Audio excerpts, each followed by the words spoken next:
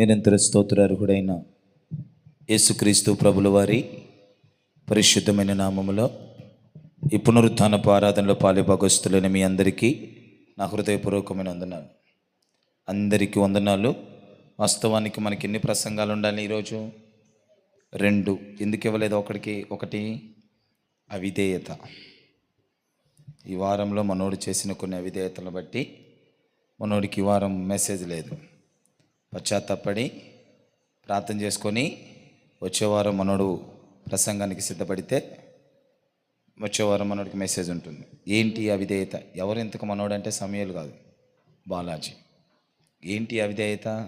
పర్సనల్గా కూడా వచ్చి కలిస్తే మాట చెప్తాను. కొన్ని అవిధేయతలను బట్టి ఈరోజు మనోడికి మెసేజ్ లేదు.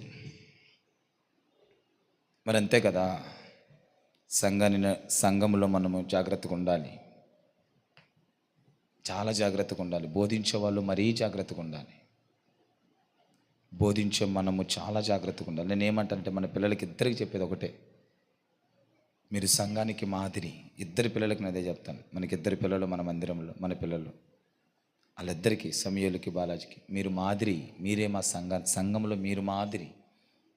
మిమ్మల్ని చూసి యవనస్తులు అందరూ నేర్చుకోవాలి. రాబోయే రోజుల్లో యవనస్తులను మీరు లీడ్ చేయాలి. యవన బిడ్డల్ని మీరు లీడ్ చేయాలి.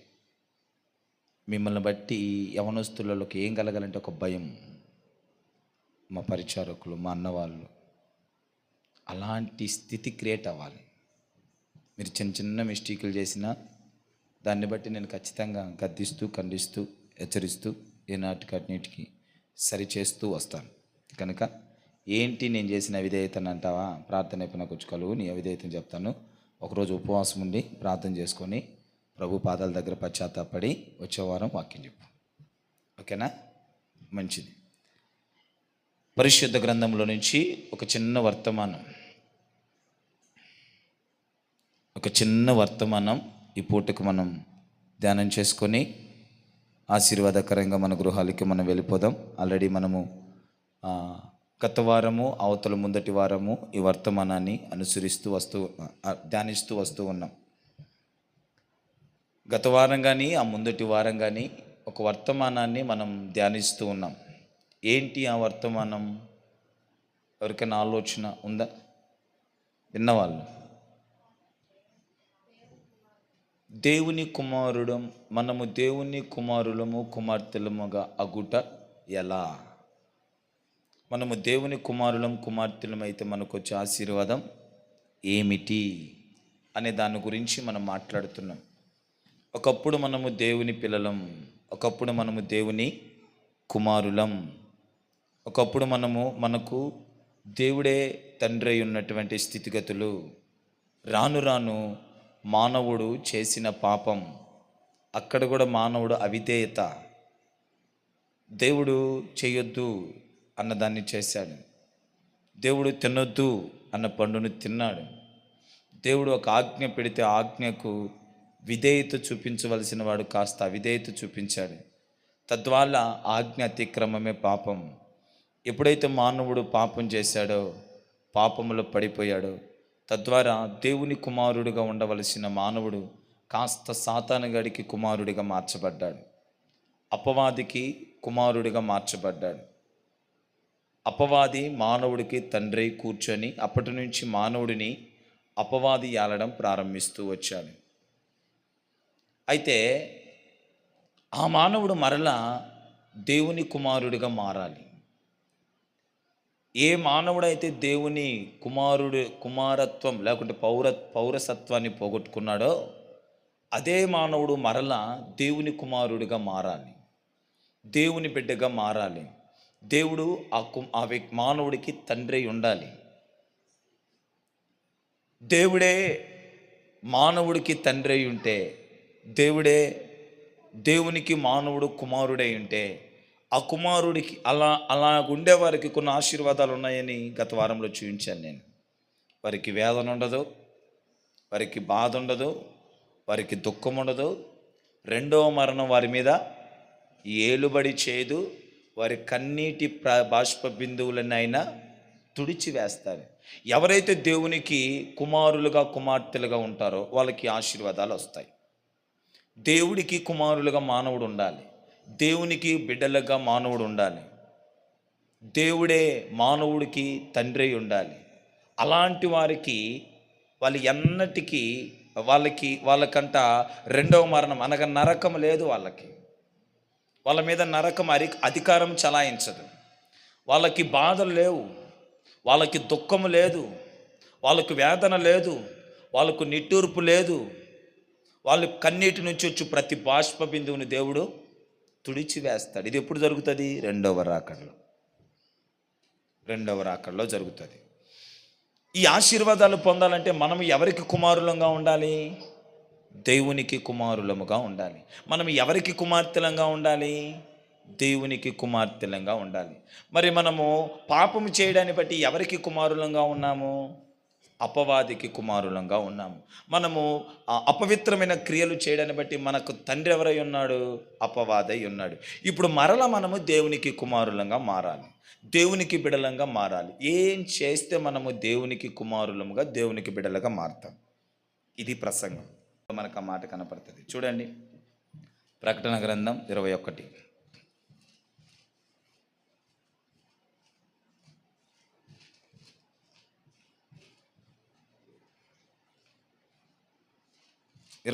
ప్రకటన గ్రంథం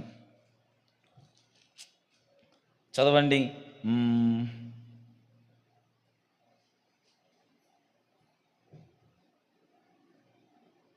7వ వచనం. జయించువాడు వీటిని స్వతంత్రించుకొనును, నేను అతనికి దేవుడనే ఉండును, అతడు నాకు కుమారుడై. ఎవరికి ఆయన దేవుడై ఉంటాడు? ఎవరికి ఆయన తండ్రి అయి ఉంటాడు? ఎవరు ఆయనకు కుమారులంగా ఉంటామంటే జయించిన వారు. వినాలా? ఈ రెండు మాటలు వినండి, ముగించుకుందాం. జయించిన వారు దేవునికి కుమారులు. జయించిన వారు దేవునికి కుమారులు. ఒకరోజు యేసు ప్రభువుల వారు పరిచర్యలోకి వచ్చిన ఆరంభంలో సాతాను యేసు ప్రభువును శోధించడానికి ఒక ఎత్తైన కొండకు తీసుకెళ్ళిపోయాడండి. మనకి ఎక్కడుంటుంది ఆ మాటలో? లూకాసు సువార్త, మత్తయి సువార్త, ఏ సువార్త కంటే ఆ సువార్తలో ఉంటాయి. చూద్దాం ఆ మాటలు కూడా ఒకసారి. ప్రారంభంలో ఉంటాయి చూడండి. మత్తయి సువార్త 4వ అధ్యాయం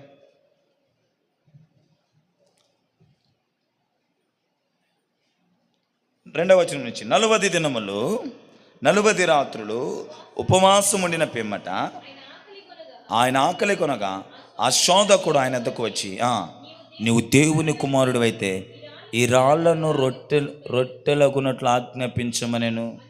అందుకైన మనుష్య కుమారుడు రొట్టె వలన మాత్రం కాదు కానీ దేవుని నోట నుండి వచ్చు ప్రతి మాట వలన జీవించును అని వ్రాయబడి ఉన్నదని. అంతటా అపవాది పరిశుద్ధ పట్టణమునకు ఆయనను తీసుకొని పోయి దేవాలయ శిఖరమును ఆయన నిలవబెట్టి, నీవు దేవుని కుమారుడు అయితే క్రిందికు దూకుము, ఆయన నిన్ను గూర్చి తన దూతలకు ఆజ్ఞాపించును, నీ పాదము ఎప్పుడైనను రాతికి తగలకుండా వారు నిన్ను చేతులతో ఎత్తుకొందురు అని రాయబడి ఉన్నదని ఆయనతో చెప్పాను. అందుకేసు ప్రభు అయిన నీ దేవుణ్ణి నీవు శోధింపవలదని మరొక చోట రాయబడి ఉన్నదని వానితో చెప్పాను. మరలా అపవాది, చదవండి, మిగుల ఎత్తైన ఒక కొండ మీదకి ఆయనను తోడుకొని పోయి ఈ లోక రాజ్యములన్నిటినీ వాటి మహిమను ఆయనకు చూపి, నీవు సాగిలపడి నాకు నమస్కారం చేసిన ఎడలా వీటన్నిటిని నీకు ఇచ్చేదనని ఆయనతో చెప్పగా, యేసు వానితో, సాతానా పొమ్ము,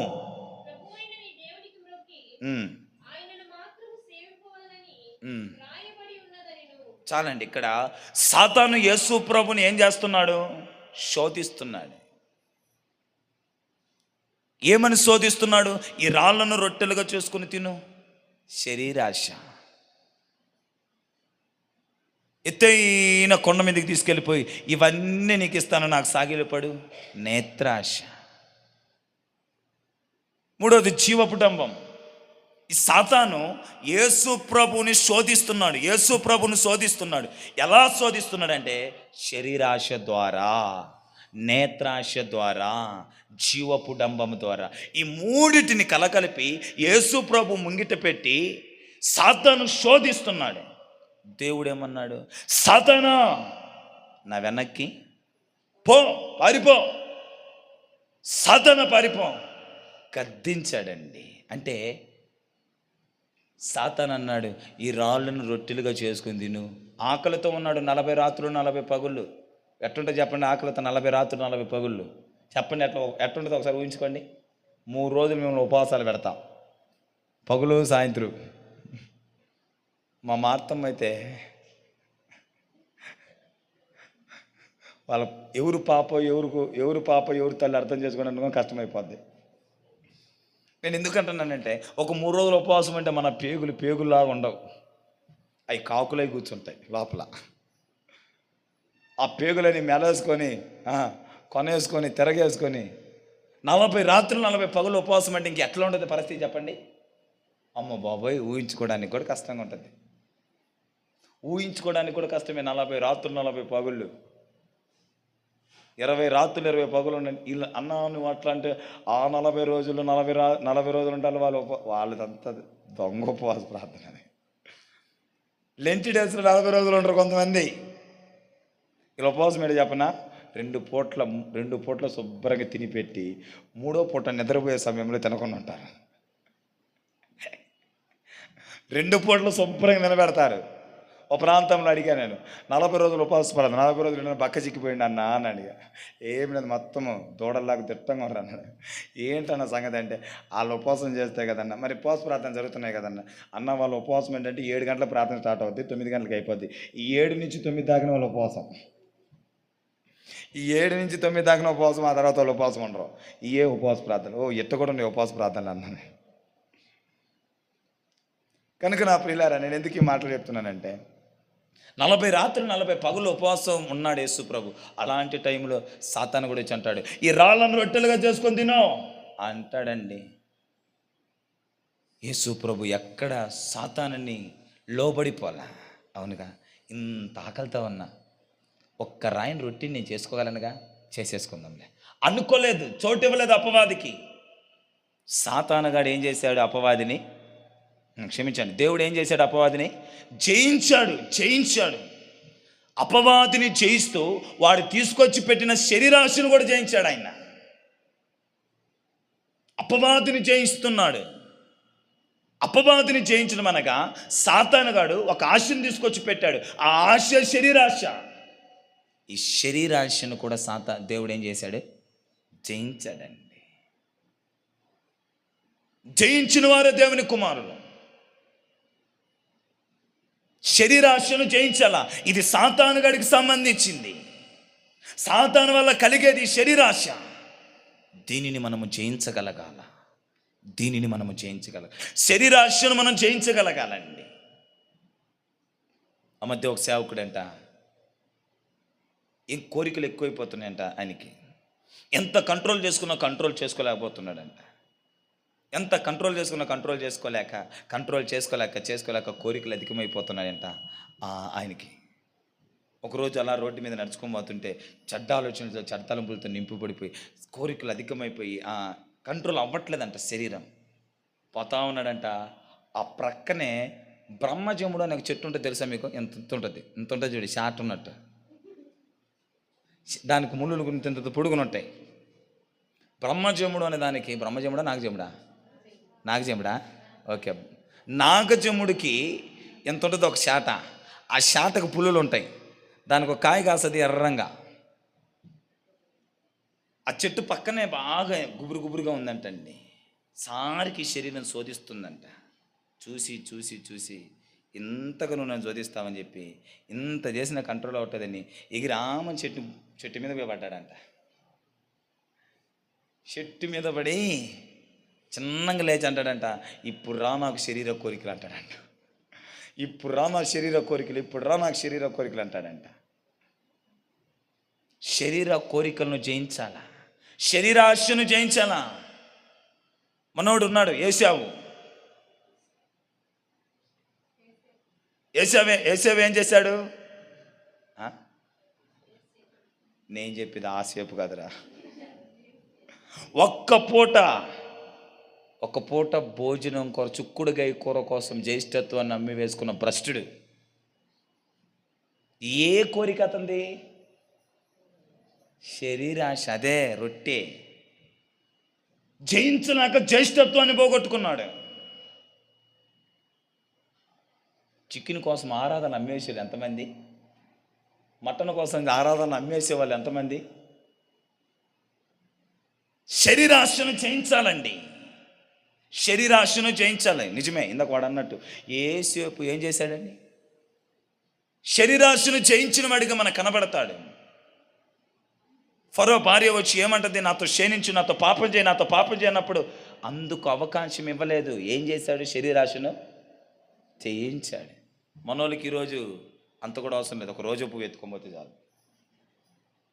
ఒక రోజు పువ్వు, లేకుంటే ఇంకేదన్నా చాక్లెటో, లేకుంటే ఇంకేదన్నా ఎత్తుకోకపోతే చాలు.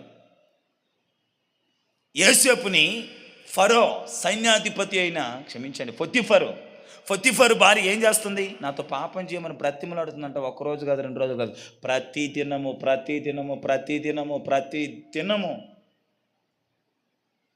తను శోధిస్తుంది, బలవంత పెడుతుంది, బలాత్కారానికి గురి చేస్తుంది. బానిసగా ఉన్నాడు యోసేపు. అయినప్పటికీ ఎంతో శోధించిన శోధనకు లొంగిపోలేదు.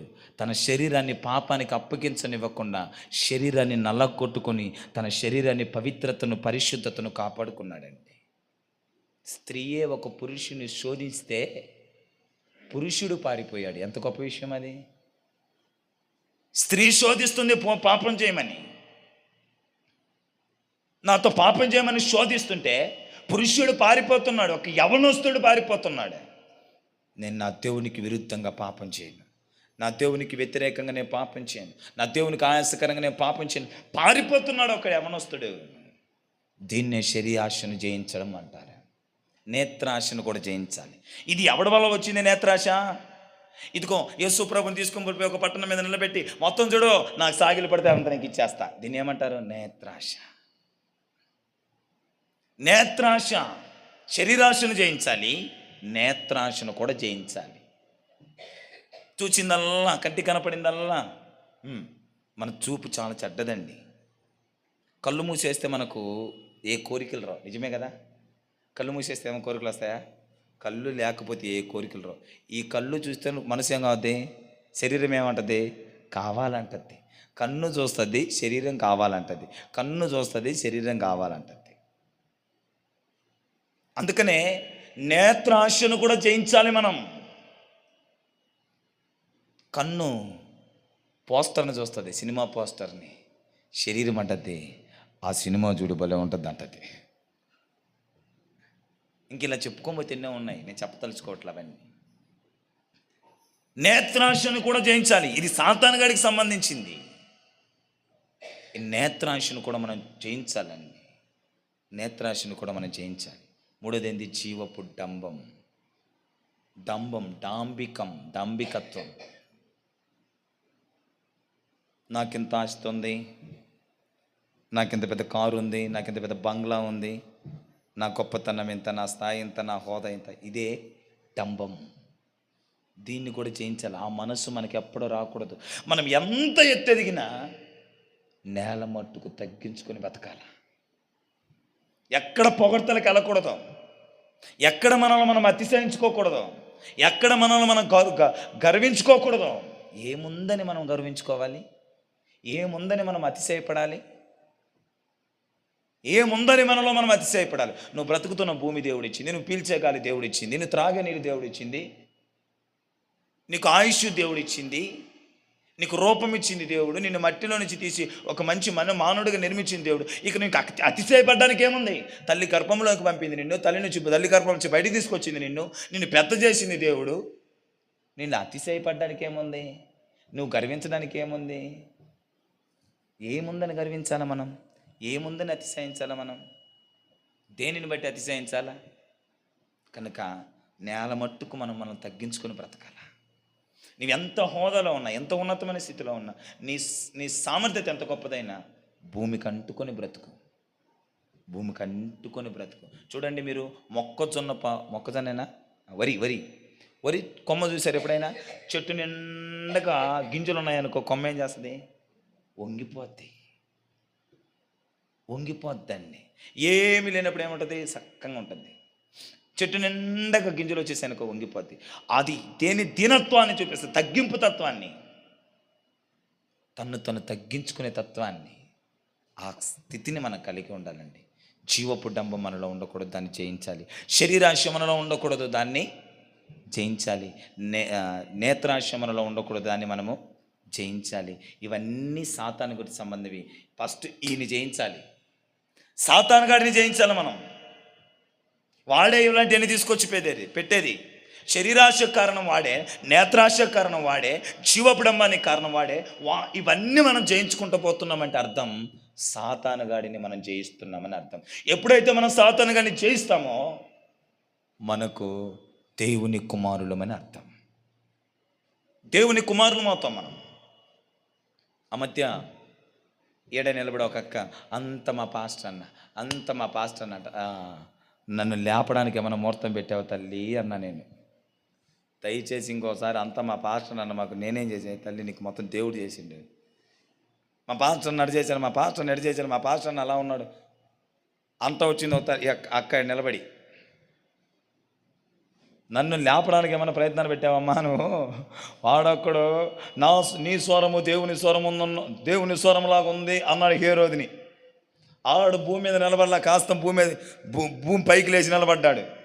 ఉన్న ప్రజలందరూ స్వరమిని నీది దేవుని స్వరంలా ఉందన్నారు. అంతే. మనోడు కాస్త ఆహా అన్నాడు. అంతలోకి పురుగులు పడి తెచ్చాడు. నా బలం అన్నాడు, నా జ్ఞానం అన్నాడు, నా శక్తి అన్నాడు, నా రాజ్యం అన్నాడు, నా పరపతి అన్నాడు. నాని ఎప్పుడైతే గర్వించాడో, నువ్వు ఉండాల్సింది ఎడ కాదు నానా, నువ్వు ఉండాల్సింది పశువులు కాడని పశువులు గడ్డి తినిపించాడు ఒక ఆయన్ని. గర్వమొద్దు మనకు, డంబం ఉండకూడదు మనకు.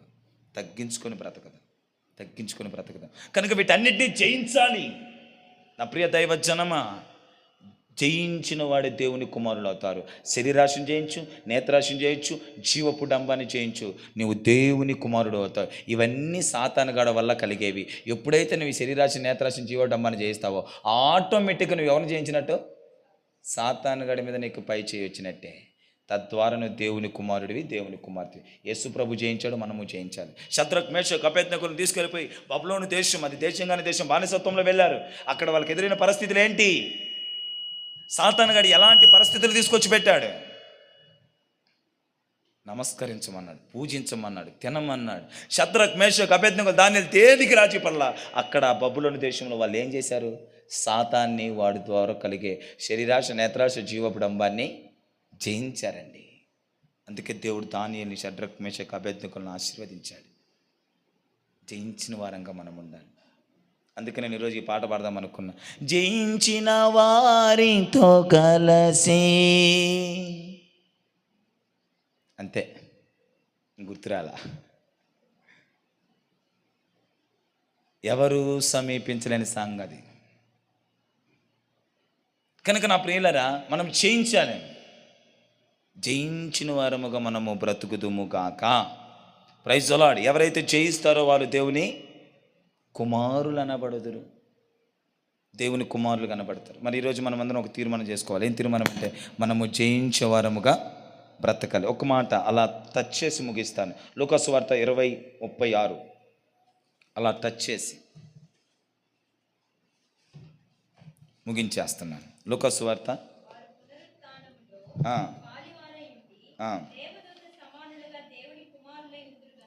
చాలండి, చాలు, నేను చెప్తాను. సమయం అయిపోయింది.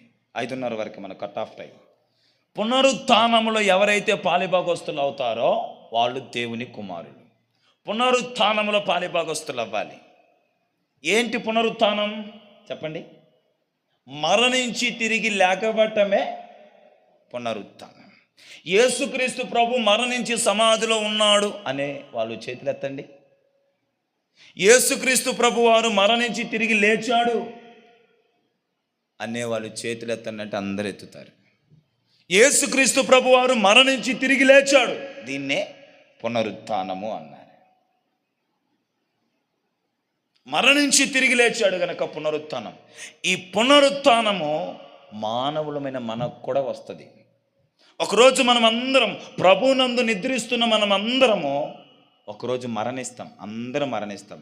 మరణించి తిరిగి లేస్తాం.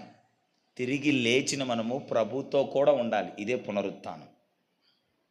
Praise the lord, praise the lord. చనిపోయిన వాళ్ళు ఇద్దరు తిరిగి లేస్తారండి. పాపులు చనిపోతారు, తిరిగి లేస్తారు. పరిశుద్ధులు చనిపోతారు, తిరిగి లేస్తారు. యేసు ప్రభు నమ్ముకున్న వాళ్ళు చనిపోతారు, యేసు ప్రభు నమ్ముకొనని వాళ్ళు చనిపోతారు. ఇద్దరు చనిపోతారు. యేసు ప్రభు నమ్ముకున్న వారు చనిపోయి తిరిగి లేస్తారు. యేసు ప్రభుని నమ్ముకొని చనిపోయిన వారు యేసు ప్రభు నమ్ముకొనని వారు చనిపోతారు, వారు కూడా లేస్తారు. జాగ్రత్తగానండి. నమ్ముకున్న వాళ్ళు చనిపోతారు, ఖచ్చితంగా తిరిగి లేస్తారు. నమ్ముకొనని వాళ్ళు చనిపోతారు, ఖచ్చితంగా తిరిగి లేస్తారు. అయితే యేసు ప్రభువుని నమ్ముకొని చనిపోయిన వారు తిరిగి లేస్తే వారు ప్రభుతో కూడా ఉంటారు, దేవునితో కూడా ఉంటారు పరలోకమందు. యేసు ప్రభుని నమ్ముకొనని వారు చనిపోయి తిరిగి లేస్తే వాళ్ళు సాతానుతో కూడా ఉంటారు నరకంలో. Praise the Lord. ఇప్పుడు దేవుని కుమారులు ఎవరై అంటే యేసు ప్రభువుని నమ్ముకొని యేసు ప్రభు నందు విశ్వాసం ఉంచి మరణించి తిరిగి లేచి ప్రభుతో కూడా ఎవరైతే ఉంటారో వాళ్ళే దేవుని కుమారులు. దీన్నే పునరుత్థానములో పాలిభాగస్తులగుట అంటారు. పునరుత్థానములో పాలిభాగస్తులు మగుట అంటారు. కనుక ఎవరైతే పునరుత్థానంలో పాలిభాగస్తులు అవుతారో వాళ్ళు దేవుని కుమారులు అనబడతారు. బైబిల్ గ్రంథంలో సద్దుకయ్యులు అనబడిన వాళ్ళు ఉన్నారు. వీళ్ళు పునరుత్థానాన్ని నమ్మరు. ఈరోజు లోకంలో చాలామంది కూడా మరణించిన తర్వాత తక్కిడో పిక్కుడో అంటున్నారు. మరణించిన తర్వాత తక్కిడో పిక్కుడో కాదు, మనిషి మరణించిన తర్వాత తిరిగి లేస్తాడు. అక్కడ నుంచి అసలైన జీవితం. రీసెంట్గా చూశాను నేను, నిన్న మొన్న చూశాను. ఒక అతడు మరణించాడు, మరల వెంటనే తిరిగి లేచాడు. మరణించి వెంటనే తిరిగి లేచి మరణించిన తర్వాత బ్రతుకుందని చెప్పాడు. రీసెంట్గా నేను గుర్తులేదు ఆ పర్సన్ పేరు, వాచ్ లెటర్లో పెట్టుకున్నాను. మరణించి తిరిగి లేస్తారండి. మరణించిన తర్వాత మానవుడు తిరిగి లేస్తాడు. మరణించిన తర్వాత తక్కిడో పిక్కుడో కాదు. తల్లి నా మాట విను.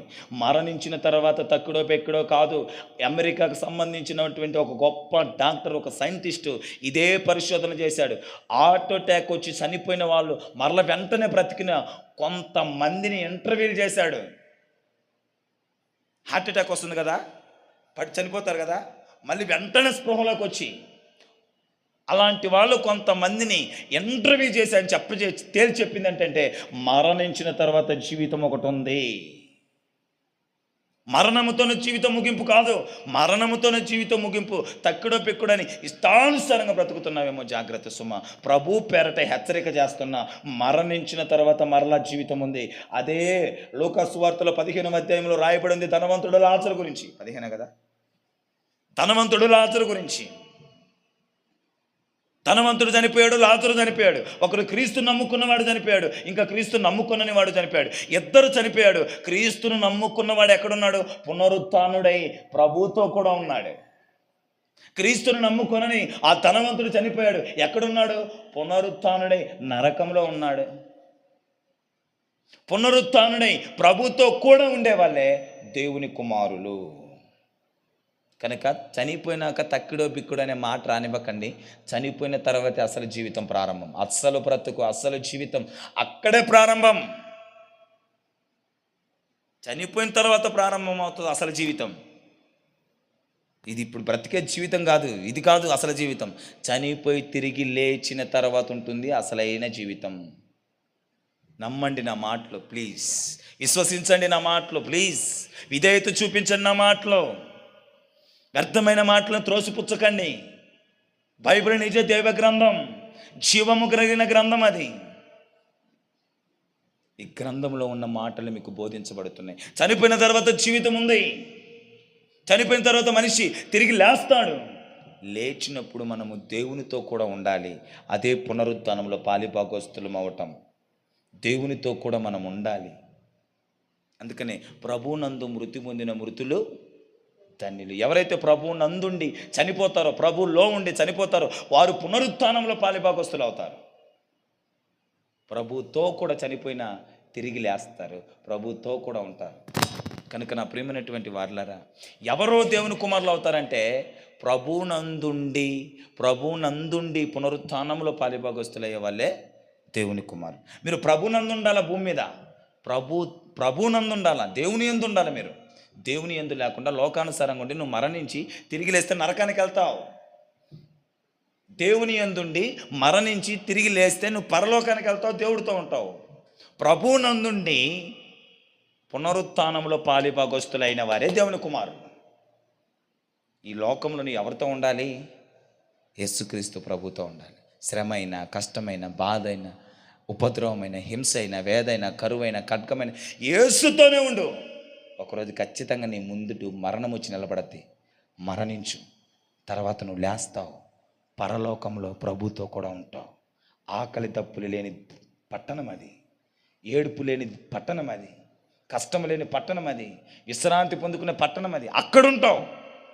ఇక్కడ ప్రభునందుంటే ఆ ప్రభునందున్న నీవు పునరుత్థానంలో ఉంటావు. పునరుత్థానంలో నువ్వు పాలిభాగస్తులు అయితే దేవుని కుమారుడు అవుతావు. దేవునికి మహిమ కలుగును గాక. నా మాటలు అర్థమైన వాళ్ళు చెప్పండి గట్టిగా, హల్లెలూయా, హల్లెలూయా. భూమి మీద మనం ఎవరితో ఉండాలా? దేవునితో ఉండాలి, ప్రభువుతో ఉండాలి. ఉంటే మనం ఎక్కడ పాలిభాగస్తులం అవుతాం? పునరుత్థానంలో పాలిభాగస్తులం అవుతాం. ప్రభువు నందుండి పునరుత్థానంలో పాలిభాగస్తులం అవడాన్ని బట్టి మనము దేవునికి ఏమవుతాం? కుమారులము, కుమార్తెలము అవుతాం. 5 మాటలు చెప్పాను ఇప్పటి వరకు. సమాధానపరచువారు ధన్యులు కదండి.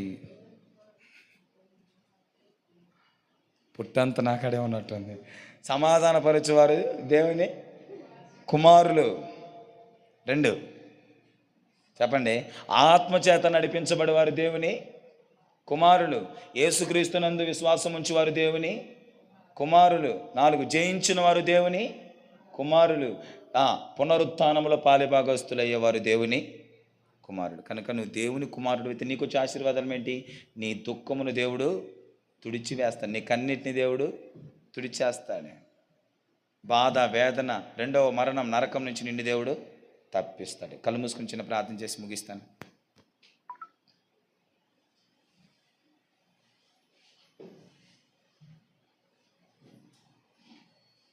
చిన్న ప్రార్థన.